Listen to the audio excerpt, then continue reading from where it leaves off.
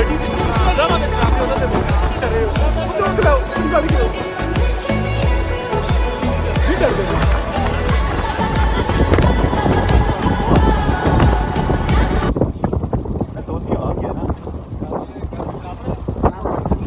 पहले बनावनी बटे रखा को जल्दी पूरा गिराओ खैर यो फिर टक्कर ना मारी अच्छा टक्कर लगे प्रति जुलदी है पक्की गल है प्रति बंदा जले ना बंदा साहब इस तरह डकने लग जाए फिर ही प्रति जुलदी है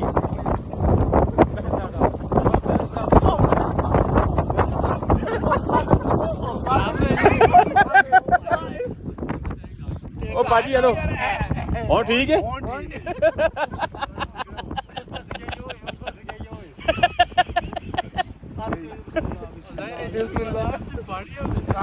पानी में छोड़